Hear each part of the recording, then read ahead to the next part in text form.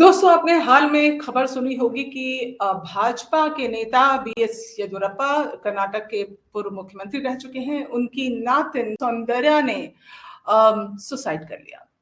ये खबर जो है, इस पर बहुत ज़्यादा सोचने की और गौर फरमाने की ज़रूरत है। आज मैंने एक ऐसा मुद्दा उठाया है जो कि राजनीति से नहीं बल्कि समाज से जुड़ा है। हमारे समाज में कई ऐसी चीज़ें हैं जिस पर हमें बात करने की आवश्यकता है, ज़रूरत है, क्योंकि ना जाने कितनी ज़िंदगियाँ ये तबाह कर देता है। बीएस येदियुरप्पा की नातिन 30 साल की उम्र थी, एक पेशे से डॉक्टर थी, उनके हस्बैंड भी डॉक्टर और कुछ महीने पहले उन्होंने एक बच्चे को जन्म दिया था, 4 महीने पहले ही और कहा जा रहा है कि उनकी जो मौत हुई है वो पोस्टपार्टम डिप्रेशन के कारण हुई है। ये एक ऐसा डिप्रेशन है जो कि अक्सर महिलाओं को होता है जब वो बच्चा पैदा करती हैं उसके बाद। कई बार तो प्रेगनेंसी के दौरान भी होता है और कई बार ये भी होता है कि 1 साल के बाद भी ऐसा हो सकता है, बच्चा पैदा होने के 1 साल के बाद भी डिप्रेशन हो सकता है। यानी कि एक महिला जो कि तमाम कहिए उसकी ज़िंदगी में बदलाव आते हैं, उसकी ज़िंदगी में वो बदलाव के कारण हो सकता है वो डिप्रेशन का शिकार हो जाए और जब इस तरह का डिप्रेशन होता है, जब बच्चा पैदा होने के बाद जो डिप्रेशन हो उसको पोस्टपार्टम डिप्रेशन कहते हैं। इस पर मैं आज बात करने चाह रही हूँ क्योंकि वैसे देखा जाए तो हर महिला लगभग जो है किसी ना किसी तरह से डिप्रेशन का शिकार होती है, किसी में ज़्यादा होता है, किसी में कम होता है और कई बार वो इस हद तक चला जाता है कि महिला जो है वो सोचने लगती है कि खुदकुशी कर ले। यानी डिप्रेशन का वो स्तर जो है वो बहुत ज़्यादा हो जाता है। तो ज़रूरत है कि हम उस वक़्त महिला को परिवार का सपोर्ट मिले, परिवार का साथ मिले, पति का साथ मिले, उसकी बात कोई सुने, उसको समझे और ये जो प्रोग्राम मैं आपके सामने लेकर आ रही हूँ, ये सिर्फ महिलाओं के लिए नहीं है, इसको ज़रूरत है कि मर्द भी सुने, समझें और इसको अपनी ज़िंदगी में अमल करें, क्योंकि इससे जो एक परिवार है, उसको सुखी रखा जा सकता है, इसको बचाया जा सकता है। इसका जो आंकड़ा है, वो ये कहता है कि बच्चा पैदा करने के बाद 50% महिलाओं को इस तरह के डिप्रेशन से गुजरना पड़ता है। ये बहुत कॉमन है, लेकिन जो बात कॉमन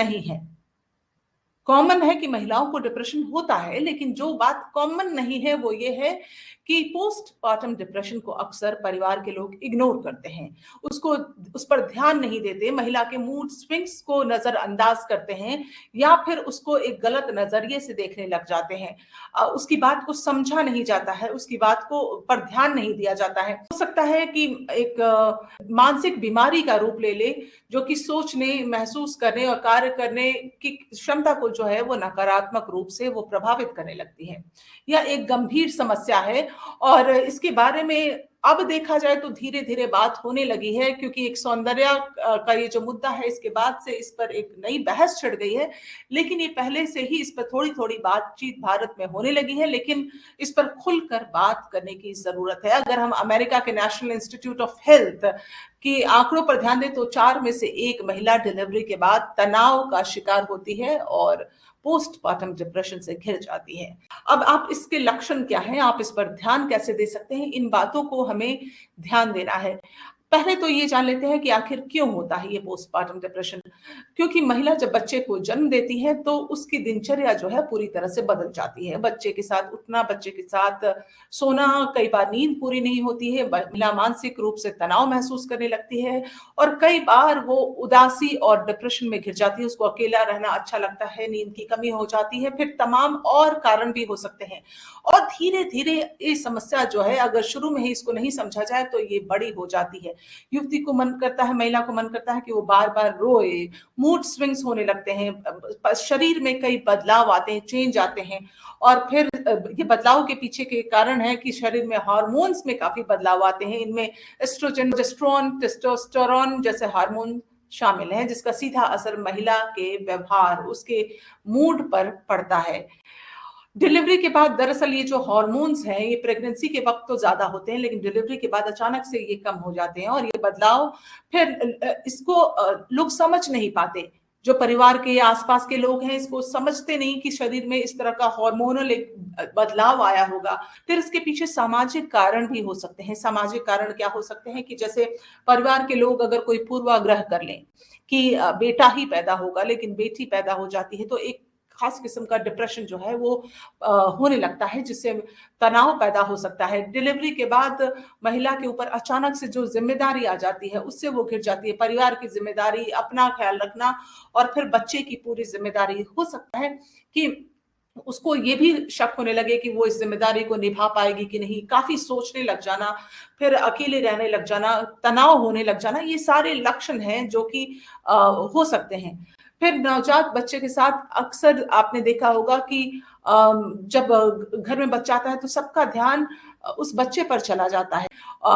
एक खुशी आती है घर में, लेकिन साथ-साथ ज़रूरी है कि बैलेंस किया जाए कि महिला पर भी बराबर का ध्यान दिया जाए, क्योंकि माँ की सेहत भी उतनी ही ज़्यादा इम्पोर्टेंट होती है। और उस वक़्त अगर परिवार का सपोर्ट ना मिले, परिवार ध्यान ना दे, तो हो सकता है कि महिला तनाव से गुज़रे। वैसे ये आंकड़े जो हैं काफ़ी डराने वाले हैं कि ज़्यादातर महिलाएँ इस डिप्रेशन से गुज़रती हैं। जो कॉमन लक्षण हैं वो जो मैं आपको बार-बार बता रही हूँ कि उदासी महसूस होना या फिर बात-बात पर एंग्ज़ायटी फ़ील करना, थकान होना, जैसे नींद पूरी नहीं होना, कई बार हो सकता है भूख ना लगे, खाने की इच्छा ना हो, कुछ करने का दिल ना करे। तो ये बार-बार रोने का दिल करना, ये सारी चीज़ें जो हैं, ये सब लक्षण हैं। घरवालों को इन बातों पर ध्यान देना होता है, घरवालों को इन बातों को देखना होता है, क्योंकि अगर इन बातों को शुरू में ध्यान दिया, तो ठीक है, नहीं तो अगर ये बहुत ज़्यादा बढ़ जाए, तो ये आत्महत्या करने के ख़्याल भी कई बार मन में आने लगते हैं। तो सबसे ज़्यादा तो ज़रूरी है कि इसको हम शुरू में घर में ही इससे डील कर सकते हैं। माँ को भरपूर आराम देकर, उसने जिसने बच्चा पैदा किया है उसको भरपूर आराम मिले, साथ ही साथ उसके आहार की भी पूरी ध्यान दी जाए। और अगर ये बात हाथ से निकलने लगे और फिर भी स्थितियाँ काबू में ना हो, तो आपको कई बार चिकित्सक की सलाह लेनी होती है। ज़्यादा ज़रूरी है कि उस वक़्त चूँकि महिला एक तनाव में होती है, शारीरिक, मानसिक, सामाजिक कई तरह के दबाव, प्रेशर से गुज़र रही होती है, तो परिवार का साथ उसको मिले। और इस पर मैं चाहूँगी कि खुलकर लोग बात करें, ताकि कोई और सौंदर्य जो है उसको इस तरह के कदम ना उठाने पड़े। आप क्या सोचते हैं? अपनी राय ज़रूर लिखिए। फिलहाल मुझे दीजिए इजाज़त। नमस्कार।